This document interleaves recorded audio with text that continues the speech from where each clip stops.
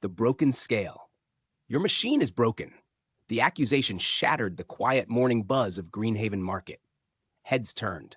Behind the bakery counter, Mr. Whitaker, round-bellied, red-cheeked, and eternally certain of his own correctness, stood glaring at the digital display on the checkout scale. He jabbed a finger at it as though it had personally insulted him. "It says I gained 5 pounds in a week," he huffed. "Impossible. I demand a refund." The young cashier, Ellie, blinked. She'd been on the job for 3 days. This was her first live explosion. She glanced at the scale, then at Mr. Whitaker. Behind him, a line slowly formed. Curious shoppers, sunlit pastries, the smell of coffee hanging thick in the air. Ellie swallowed. This measures groceries, sir, not you." "No," he barked, puffing up. "This exact scale told me last week I weighed 220. Now it says 225. I check every Saturday." A murmur rippled across the waiting crowd. The store manager, a calm woman named Maria, approached like a lighthouse in stormy seas. "What seems to be the trouble?" she asked, voice calm, inviting. "This," Whitaker jabbed again. "Your scale is broken. Fix it." Maria inspected it, tapping a few buttons. She lifted a bag of flour, set it on the tray. The display blinked, then settled. 5 pounds exactly. She lifted it again, reset, placed it again. 5 pounds. "Seems accurate," she said gently. "That proves nothing," Whitaker snapped, cheeks flushing deeper.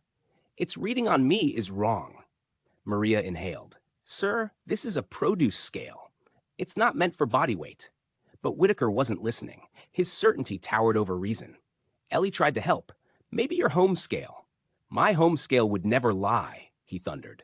People around him shifted, holding back smirks, because everyone knew what Whitaker did every morning, buying 2 glazed donuts, a cinnamon twist, and a sausage roll. "Treats are happiness," he always said. Maria exchanged a glance with Ellie. Then she made a choice. "Sir," she said kindly but firmly, "let's test it your way. If you step on the scale, we'll compare the reading using something else." Whitaker squared his shoulders and climbed aboard, feet planted like he was defending a castle. The scale blinked, thinking, then displayed 225.2. Whitaker scoffed dramatically. Ridiculous. Maria didn't argue. Instead, she lifted a handheld parcel scanner, placed it on the scale. Its known weight matched precisely.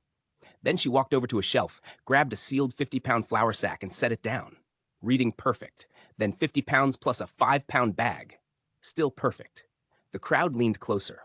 The math was simple now. The only thing out of alignment was Whitaker's pride. But he didn't budge. "I demand corporate involvement," he blurted. "This scale." Then a small voice cut through. "Daddy?" Everyone turned. Whitaker's daughter appeared, clutching a lunchbox, eyes wide and curious. "Did you tell them about the ice cream every night this week?" Silence. Whitaker froze. Maria gently turned away to hide her smile. Ellie pretended to straighten receipts. The market seemed to inhale. The daughter continued, soft, bewildered innocence. "You said we shouldn't tell Mommy because she'd say you're eating too much. But you said dessert makes stress go away." Whitaker's face drained of color. The line erupted into polite coughs and poorly concealed grins. Ellie nearly choked, trying not to laugh. Maria stepped in, voice warm as sunlight. "The scale isn't broken, sir. Sometimes the truth just arrives heavier than we expect." Whitaker looked at his daughter, her earnest eyes, her unquestioning honesty. His anger melted into something smaller, gentler, embarrassment, and a tiny crack of realization. He cleared his throat. "Maybe," he grumbled. "Maybe it isn't broken." Maria nodded respectfully. Ellie packed his pastries. Whitaker took them, softer now. As he turned to leave, the daughter tugged his hand. "Maybe tonight we can walk instead of ice cream?" He nodded, quietly, like a man who'd finally heard himself for the first time.